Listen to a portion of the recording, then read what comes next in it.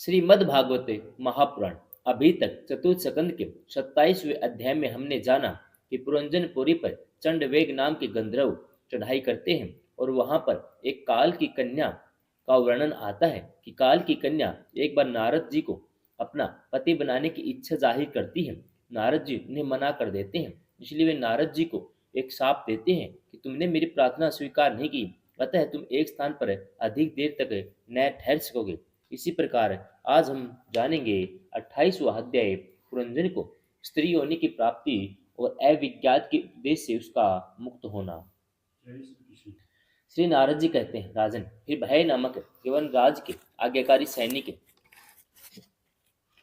परज्वार और काल कन्या के साथ इस पृथ्वी तल पर सर्वत्र विचरने लगे। एक बार उन्होंने बड़े वेग से बूढ़े सांप से सुरक्षित और संसार की सब प्रकार की सुख सामग्री से संपन्न पुरंजनपुरी को घेर लिया। तब जिसके चंगुल में फंसकर पुरुष शीघ्र ही निस्सार हो जाता है, वह काल कन्या बलात् उस पुरी की प्रजा को भोगने लगी। उसमें वे यवन भी काल कन्या के द्वारा भोगी जाती हुई उस पुरी में चारों ओर से भिन्न भिन्न द्वारों से घुसकर उसका विध्वंस करने लगे। पुरी के इस प्रकार पीड़ित किए जाने पर उसके स्वामित्व का अभिमान रखने वाले तथा ममताग्रस्त बहुकुटुंबी राजा पुरंजन को भी नाना प्रकार के क्लेश ताने लगे। काल कन्या के आलिंगन करने से उसकी सारी श्री नष्ट हो गई। अत्यंत विषय आसक्त होने के कारण वह बहुत दीन हो गया। उसकी विवेक शक्ति नष्ट हो गई। गंधर्व और यवनों ने बलात् उसका सारा ऐश्वर्य लूट लिया। उसने देखा कि सारा नगर नष्ट भ्रष्ट हो गया है। पुत्र पौत्र भृत्य और अमात्य वर्ग प्रतिकूल होकर अनादर करने लगे हैं। स्त्री स्नेह शून्य हो गई है। मेरी देह को काल कन्या ने वश में कर रखा है और पांचाल देश स्त्रियों के हाथों में पड़कर भ्रष्ट हो गया है।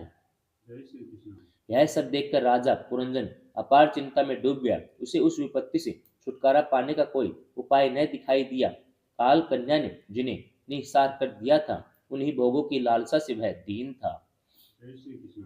अपनी परलौकिक की गति और बंधुजनों के स्नेह से वंचित होकर उसका चित्त केवल स्त्री और पुत्र के लालन पालन में लगा हुआ था।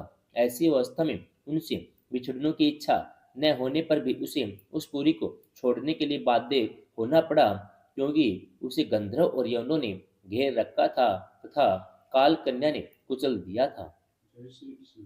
इतने में ही यवनराज भय के बड़े भाई परज्वार ने अपने भाई का प्रिय करने के लिए उस सारी पुरी में आग लगा दी। जब वह नगरी जलने लगी, तब पूर्ववासी सेवक वृंद, संतान वर्ग और कुटुंब की स्वामिनी के सहित कुटुंब वत्सल पुरंजन को बड़ा दुख हुआ। नगर को काल कन्या के हाथ में पड़ा देख उसकी रक्षा करने वाले सर्प को भी बड़ी पीड़ा हुई, क्योंकि उसके निवास स्थान पर भी यवनों ने अधिकार कर लिया था और परज्वार उस पर भी आक्रमण कर रहा था। जब उस नगर की रक्षा करने में वह सर्वथा असमर्थ हो गया, तब जिस प्रकार जलते हुए वृक्ष के कोटे में रहने वाला सर्प उससे निकल जाना चाहता है, उसी प्रकार उसने भी महान कष्ट से कांपते हुए वहां से भागने की इच्छा की। उसके अंग प्रत्यंग ढीले पड़ गए थे तथा गंधर्वों ने उसकी सारी शक्ति नष्ट कर दी थी। अतः जब यवन शत्रु ने उसे जाते देखकर रोक दिया, तब वह दुखी होकर रोने लगा। ग्रह आसक्त पुरंजन देह गेह आदि में मैं मेरेपन का भाव रखने से अत्यंत बुद्धिहीन हो गया था। स्त्री के प्रेम पास में फंसकर वह बहुत दीन हो गया था। अतः अब जब इनसे बिछुड़ने का समय उपस्थित हुआ, तब वह अपने पुत्री पुत्र पौत्र पुत्र वधु दामाद नौकर और घर खजाना अन्य अन्य जिन पदार्थों में उसकी ममता भर शेष थी, उनका भोग तो कभी छूट गया था, उन सब के लिए इस प्रकार चिंता करने लगा। हाय, मेरी भार्या तो बहुत ग्रह गृहस्थी वाली है। जब मैं परलोक को चला जाऊंगा, तब यह असहाय होकर किस प्रकार अपना निर्वाह करेगी। इसे इन बाल बच्चों की चिंता ही खा जाएगी। यह मेरे भोजन के बिना भोजन नहीं करती थी और स्नान के बिना स्नान नहीं करती थी। सदा मेरी सेवा में तत्पर रहती थी। मैं कभी रूठ जाता था तो यह बड़ी भयभीत हो जाती थी। झिड़कने लगता था तो डर के मारे चुप रह जाती थी। मुझसे कोई भूल हो जाती तो यह मुझे सचेत कर देती थी। मुझ में इसका इतना अधिक स्नेह है कि यदि मैं कभी परदेश चला जाता था तो यह विरह अवस्था से सूख कर काटा हो जाती थी। यूं तो यह वीर माता है, तो भी मेरे पीछे क्या यह गृहस्थ आश्रम का व्यवहार चला सकेगी। जय श्री कृष्ण। मेरे चले जाने पर एकमात्र मेरे ही सहारे रहने वाले ये पुत्र और पुत्री भी कैसे जीवन धारण करेंगे। ये तो बीच समुद्र में नाव टूट जाने से व्याकुल हुए यात्रियों के समान बिलबिलाने लगेंगे। यद्यपि ज्ञान दृष्टि से उसे शोक करना उचित न था, फिर भी अज्ञानवश राजा पुरंजन इस प्रकार दीन बुद्धि से अपने स्त्री पुत्र के लिए शोककुल हो रहा था। जय श्री कृष्ण। इसी समय उसे पकड़ने के लिए वहां भय नामक यवन राज आ धमका। जब यवन लोग उसे पशु के समान बांधकर अपने स्थान को ले चले, तब उसके अनुचर गण अत्यंत आतुर और शोकाकुल होकर उसके साथ हो लिए। यवनों द्वारा रोका हुआ सर्प भी उस पुरी को छोड़कर इन सब के साथ ही चल दिया। जय श्री कृष्ण। उसके जाते ही सारा नगर छिन्न भिन्न होकर अपने कारण में लीन हो गया। इस प्रकार महाबली यवन राज के बलपूर्वक खींचने पर भी राजा पुरंजन ने अज्ञानवश अपने हितैषी एवं पुराने मित्र अविज्ञात का स्मरण नहीं किया। उस निर्दयी राजा ने जिन यज्ञ पशुओं की बलि दी थी, वे उसकी दी हुई पीड़ा को याद करके उसे क्रोधपूर्वक कुठारों से काटने लगे। वह वर्षों तक विवेकहीन अवस्था में अपार अंधकार में पड़ा निरंतर कष्ट भोगता रहा। स्त्री की आसक्ति से उसकी यह दुर्गति हुई थी। जय श्री कृष्ण। अंत समय में भी पुरंजन को उसी का चिंतन बना हुआ था, इसलिए दूसरे जन्म में वह नृप श्रेष्ठ विदर्भ राज के यहाँ सुंदरी कन्या होकर उत्पन्न हुआ। जब वह विदर्भ नंदिनी विवाह योग्य हुई, तब विदर्भ राज ने घोषित कर दिया कि इसे सर्वश्रेष्ठ पराक्रमी वीर ही ब्याह सकेगा। तब शत्रु के नगरों को जीतने वाले पांडे नरेश महाराज मलय ध्वज ने समर भूमि में समस्त राजाओं को जीतकर उसके साथ विवाह किया। जय श्री कृष्ण। उससे महाराज मलय ध्वज ने एक श्याम लोचना कन्या और उससे छोटे 7 पुत्र उत्पन्न किए, जो आगे चलकर द्रविड़ देश के 7 राजा हुए। जय श्री कृष्ण। राजन, फिर उनमें से प्रत्येक पुत्र के बहुत बहुत पुत्र उत्पन्न हुए, जिनके वंशधर इस पृथ्वी को मनवंतर के अंत तक है और उसके बाद भी भोगेंगे। राजा मलय ध्वज की पहली पुत्री बड़ी व्रतशीलता थी। उसके साथ अगस्त्य ऋषि का विवाह हुआ। उससे उनके दृढ़चयुत नामक पुत्र हुआ। दृढ़चयुत के इदम वाह हुआ। जय श्री कृष्ण। अंत में राज ऋषि मलय ध्वज पृथ्वी को पुत्रों में बांटकर भगवान श्री कृष्ण की आराधना करने की इच्छा से मलय पर्वत पर चले गए। उसमें चंद्रिका का जिस प्रकार चंद्रदेव का अनुसरण करती है, उसी प्रकार मतलोचना वैदर्भी ने अपने घर पुत्र और समस्त भोगों को तिलांजलि दे पांडे नरेश का अनुगमन किया। जय श्री कृष्ण। वहां चंद्रवसा, ताम्रपर्णी, वटोद नाम की 3 नदियां थी। उनके पवित्र जल में स्नान करके वे प्रतिदिन अपने शरीर और अंतःकरण को निर्मल करते थे। जय श्री कृष्ण। वहां रहकर उन्होंने कंद, बीज, मूल, फल, पुष्प, पत्ते, तृण और जल से निर्वाह करते हुए बड़ा कठोर तप किया। इससे धीरे धीरे उसका शरीर बहुत सूख गया। महाराज मलय ध्वज ने सर्वत्र समदृष्टि रखकर शीत, उष्ण, वर्षा, वायु, भूख, प्यास, प्रिय, अप्रिय, सुख, दुख आदि सभी द्वंद्वों को जीत लिया।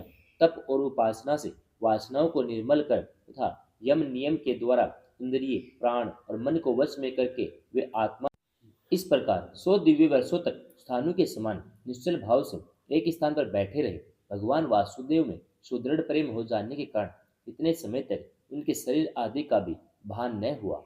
जय श्री कृष्ण। राजन, गुरु स्वरूप साक्षात श्री हरि के उपदेश किए हुए तथा अपने अंतःकरण में सब और स्फुरित होने वाले विशुद्ध विज्ञान दीपक से उन्होंने देखा कि अंतःकरण की वृत्ति का प्रकाशक आत्मा स्वप्न अवस्था की भांति देह आदि समस्त उपाधियों में व्याप्त और उनसे पृथक भी है। जय श्री कृष्ण। ऐसा अनुभव करके वे सब ओर से उदासीन हो गए। फिर उस अपनी आत्मा को परब्रह्म में और परब्रह्म को आत्मा में अभिन्न रूप से देखा और अंत में इस अभेद चिंतन को भी त्याग कर सर्वथा शांत हो गए। जय श्री कृष्ण। राजन, इस प्रकार पति परायण वैधर्भी सब प्रकार के भोगों को त्याग कर अपने परम धर्मज्ञ पति मलय ध्वज की सेवा बड़े प्रेम से करती थी। वह चीर वस्त्र धारण किए रहती। व्रत उपवास आदि के कारण उसका शरीर अत्यंत कृश हो गया था और सिर के बाल आपस में उलझ जाने के कारण उनमें लटे पड़ गई थी। उसमें अपने पति देव के पास वह अंगार भाव को प्राप्त धूम रहित अग्नि के समीप अग्नि की शांत शिखा के समान सुशोभित हो रही थी। जय श्री कृष्ण। उसके पति परलोकवासी हो चुके थे, परंतु पूर्ववत स्थिर आसन से विराजमान थे। इस रहस्य को न जानने के कारण वह उनके पास जाकर उनकी पूर्ववत सेवा करने लगी। जय श्री कृष्ण। चरण सेवा करते समय जब उसे अपने पति के चरणों में गर्मी बिल्कुल भी नहीं मालूम हुई, तब वह झुंड से बिछड़ी हुई मृगी के समान चित्त में अत्यंत व्याकुल हो गई। उस बीहड़ वन में अपने को अकेली और दीन अवस्था में देखकर वह बड़ी शोकाकुल हुई और आंसुओं की धारा से चेतनों को भिगोती हुई बड़े जोर जोर से रोने लगी। जय श्री कृष्ण। वह बोली, राजऋषि उठिए उठिए, समुद्र से घिरी हुई यह वसुंधरा लुटेरों और अधार्मिक राजाओं से भयभीत हो रही है। आप इसकी रक्षा कीजिए। पति के साथ वन में गई हुई वह अबला इस प्रकार विलाप करती हुई पति के चरणों में गिर गई और रो रो कर आंसू बहाने लगी। जय श्री कृष्ण। लकड़ियों की चिता बनाकर उसने उस पर पति का शव रखा और अग्नि लगाकर विलाप करते करते स्वयं सती होने का निश्चय किया। राजन, इसी समय उसका कोई पुराना मित्र, एक आत्मज्ञानी ब्राह्मण वहां आया। उसने उस रोती हुई अबला को मधुर वाणी से समझाते हुए कहा। ब्राह्मण ने कहा, तू कौन है? किसकी पुत्री है जिसके लिए तू शोक कर रही है? वह सोया हुआ पुरुष कौन है? क्या तू मुझे नहीं जानती? मैं तेरा वही मित्र हूँ जिसके साथ तू पहले विचरा करती थी। सखे, क्या तुम्हें अपनी याद आती है? किसी समय मैं तुम्हारा अविज्ञात नाम का सखा था। तुम पृथ्वी के भोग भोगने के लिए निवास स्थान की खोज में मुझे छोड़कर चले गए थे। जय श्री कृष्ण। आर्य, पहले मैं और तुम एक दूसरे के मित्र और मानस निवासी हंस थे। हम दोनों सहस्रों वर्षों तक बिना किसी निवास स्थान के ही रहे थे। किंतु मित्र, तुम विषय भोगों की इच्छा से मुझे छोड़कर यहाँ पृथ्वी पर चले आए। यहाँ घूमते घूमते तुमने एक स्त्री का रचा हुआ स्थान देखा जिसमें 5 बगीचे, 9 दरवाजे, एक द्वारपाल, 3 परकोटे, 6 वैश्यकुल और 5 बाजार थे। जय श्री कृष्ण। वह 5 उदापान कर्ण के बना हुआ था। उसकी स्वामिनी एक स्त्री थी। महाराज, इंद्रियों के 5 विषय उसके बगीचे थे। 9 इंद्रिय छिद्र द्वार थे। तेज, जल, अन्न 3 प्रकोटे थे। मन और 5 इंद्रिया 6 वैश्यकुल थे। जय श्री कृष्ण। क्रिया शक्ति रूप कर्मेंद्रिया ही बाजार थे। 5 भूत ही उसके कभी क्षीण न होने वाले उपादान कारण थे। बुद्धि शक्ति ही इसकी स्वामिनी थी। जय श्री कृष्ण। यह एक ऐसा नगर था जिसमें प्रवेश करने पर पुरुष ज्ञान शून्य हो जाता है, अपने स्वरूप को भूल जाता है। भाई, उस नगर में उसकी स्वामिनी के फंदे में पड़कर उसके साथ विहार करते करते तुम भी अपने स्वरूप को भूल गए और उसी के संग तुम्हारी है दुर्दशा हुई है। जय श्री कृष्ण। देखो, तुम न तो विदर्भ राज की पुत्री ही हो, न यह वीर मले ध्वज तुम्हारा पति है जिसने तुम्हारे 9 द्वारों के नगर में बंद किया था। उसे पुरंजनी के पति भी तुम नहीं हो। जय श्री कृष्ण। तुम पहले जन्म में अपने को पुरुष समझते थे, अब सती स्त्री मानते हो। यह सब मेरी ही फैलाई हुई माया है। जय श्री कृष्ण। वास्तव में तुम न पुरुष हो न स्त्री, हम दोनों तो हंस हैं। हमारा तो वास्तविक स्वरूप है। उनका अनुभव करो मित्र। जो मैं हूँ वही तुम हो। तुम मुझसे भिन्न नहीं हो। तुम विचार पूर्वक देखो, मैं भी वही हूँ जो तुम हो। ज्ञानी पुरुष हम दोनों में कभी थोड़ा सा भी अंतर नहीं देखते। जैसे एक पुरुष अपने शरीर की परछाई को शीशे में और किसी व्यक्ति के नेत्र में भिन्न भिन्न रूप से देखता है, वैसे ही एक ही आत्मा विद्या और अविद्या की उपाधि के भेद से अपने को ईश्वर और जीव के रूप में 2 प्रकार से देख रहा है। जय श्री कृष्ण। इस प्रकार जब हंस ईश्वर ने उसे सावधान किया, तब वह मानसरोवर का हंस जीव अपने स्वरूप में स्थापित हो गया और उसे अपने मित्र के विछोह से भूला हुआ आत्मज्ञान फिर प्राप्त हो गया। प्राचीन भर ही मैंने तुम्हें परोक्ष रूप से यह आत्मज्ञान का दिग्दर्शन दर्शन कराया है, क्योंकि जगतकर्ता जगदीश्वर को परोक्ष वर्णन ही अधिक प्रिय है। जय श्री कृष्ण। 28वां अध्याय समाप्त। जय श्री